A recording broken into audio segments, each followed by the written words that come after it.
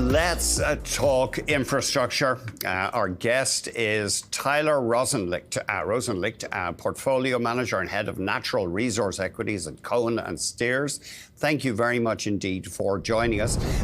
So you've got three hot picks in infrastructure names. Just broadly, give us your thesis on infrastructure stocks. What's the advantage here for investors? Yeah, Andrew, thanks so much for having me this morning. I mean, we think infrastructure is a really important part of investor portfolios today.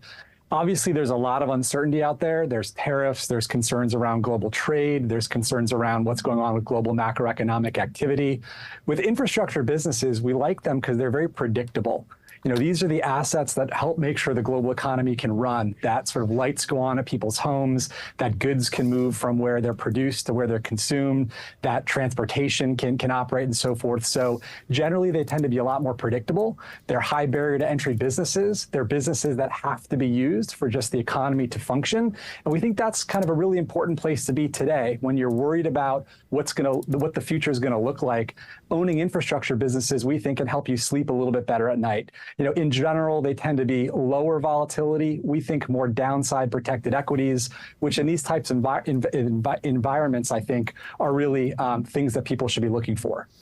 Your first idea is well known to us Canadians, TRP, TC Energy, the pipeline giant. What's the attraction there?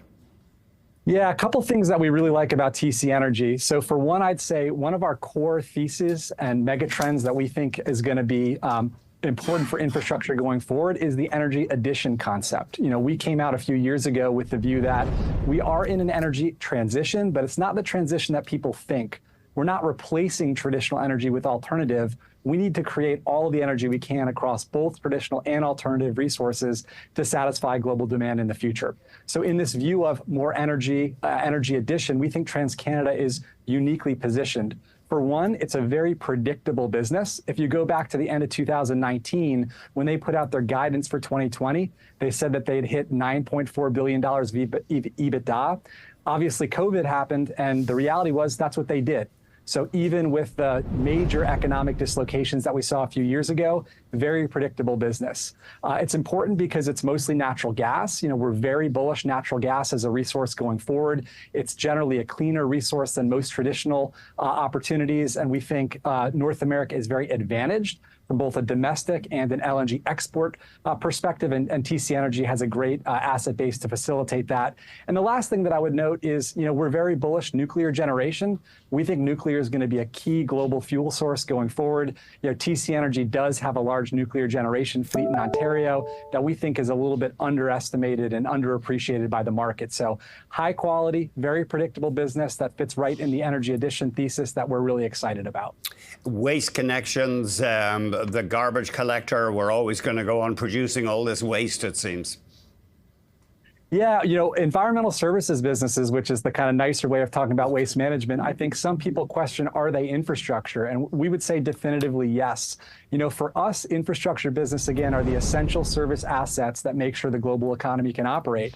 And one of the most important characteristics that they offer is pricing power.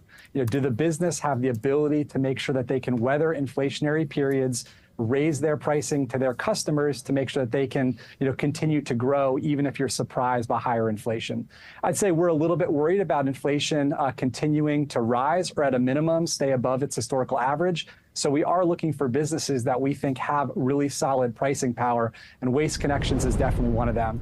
You know, we like it in that they tend to have a little bit more predictable volumes than some of the other transportation and economically related infrastructure businesses that we look at, things like freight rails, which can be a little bit more sensitive to the macroeconomy.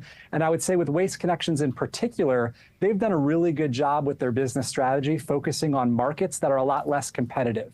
In some places, environmental services, waste management businesses can be somewhat competitive, but for them, we think where they focus is really unique, and it gives them that better pricing power that we think is important today. I'm sorry, we're tight for time. Just give us 60 seconds on your final idea, if you would, please. International Container Terminal. Yeah, very quickly there. I mean, we think the global supply chain is shifting quite a bit, and we think that's going to cause massive increases in global port demand globally. ICT is unique. They focus on origin and destination ports, which means their port assets are where the goods are produced or where the goods are consumed. We think that that's going to be a really big differentiator for them, again, as this global supply chain gets retooled, given all the global trade that we're seeing upended in the current administration. Thank you very much indeed. Really appreciate it. Thanks for your time. Our guest, Tyler Rosenlicht, Portfolio Manager and Head of Natural Resource Equities at Cohen and Steers. Coming up, BCE, the parent